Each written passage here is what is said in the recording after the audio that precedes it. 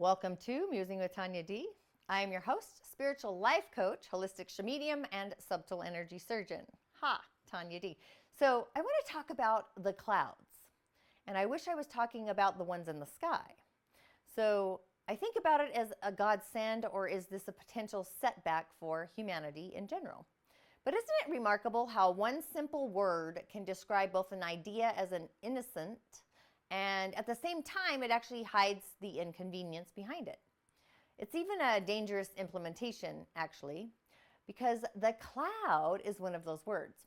It invokes this image of a gentled, traveling, billowing mass over our heads, efficiently and even conveniently, that's starring and stopping all of our files and images that humanity actually just wants to save with a little concern for storage and the limits, right? But at face value, it seems pure, simple, practical, even deserving of the seal of good home or office keeping. Really? The cloud instantly helps us to free up more space on our mobile devices, our computers, so that we can take more pictures. This cloud stores all of our documents, even the ones we really don't want, or even can't store on our local computers. So it makes it so we can be so electronically, right? So we create arts of all kinds, often with files so extremely large and heavy that it seems to be wiser for us to just store them in this invisible cloud, right? So recently there was actually an interview that was called "The Dirty Streaming, the Internet's Big Secret," at March 5th of this year, actually, reminding us of a euphemism that for huge data centers, even larger and more numerous and even prevalent on or all over the planet, they're full of huge amounts of computers and cables, creating like this mega energetic field, this interface within the energetic field of anything alive on the Earth plane. So there are hundreds of thousands of data centers around the globe, storing everything from viral videos, doctor's notes, bank accounts, details. All of them run on electricity and are generated by burning fossil fuel. So the cloud is actually a vast network of energetic, guzzling data centers and undersea cables. But it's ironic to realize that the cloud, which is the result of increasing needs and ingenuity of our high-tech industry, it's a symbol, it's a manifestation of our creativity. It's forward thinking, actually, and it's an energetic glutton. It relies on the oldest source of energy in the world, which is coal. So we might have assumed that most or maybe all locations, clean energy sources like solar panels would have been used, but that isn't so. So collectively, these data centers are responsible for the release of more carbon into the air, into the environment. The total release of this carbon from the airline companies around the world, the data centers, the carbon release is increasing at a faster rate than that of our airlines. At a time when all the signs point to the cause and effects, we might think that the creative and forward-thinking mindset of the high-tech industry would have been more aware of the long-term effect on the cloud creation or the well-being of humans, the flora and the fauna.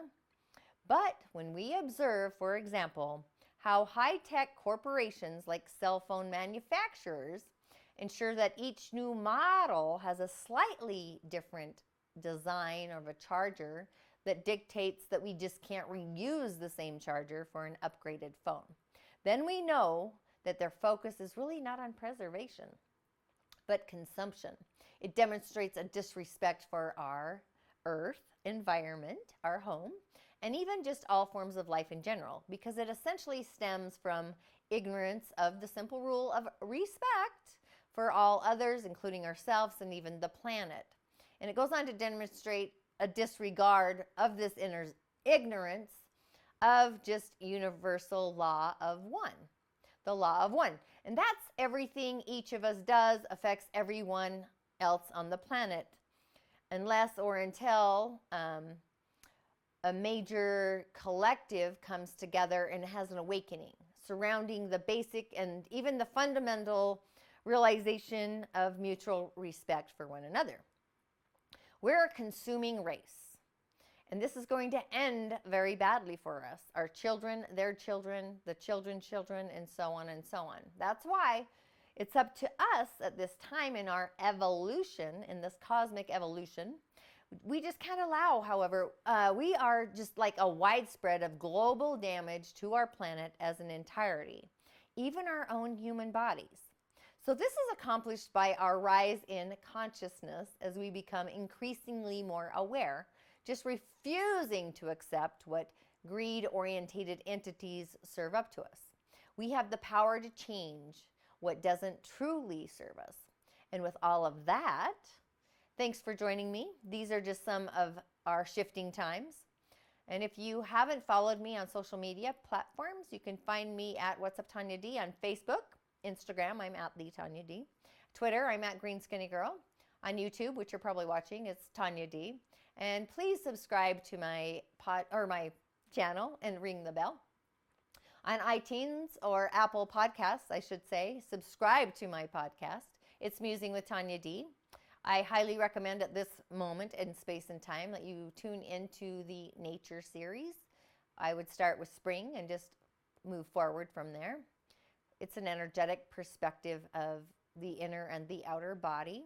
Season 3 is actually the energy world, and this season is the subtle energy season. And I've actually started off with boundaries, which is interesting, energetic boundaries. You can also find me on Spotify. You can visit my corridor for well-being and healing, club.tanyad.tv. This is where I host all of my online courses. It's a healing venue of wellness, to be quite honest. And then I have tanyad.tv, and that's where I host everything from essential oils, if you're ready to transform your energetic being utilizing essential oils. I also work with Green Skinny Girl, plant-based nutrition to create a high vibe life and create more vitality, and so much more. And I'll have all the links in the show notes. Until next time, Ashe. Blessings. That's what Ashe means, in case you're wondering. See you on the other side.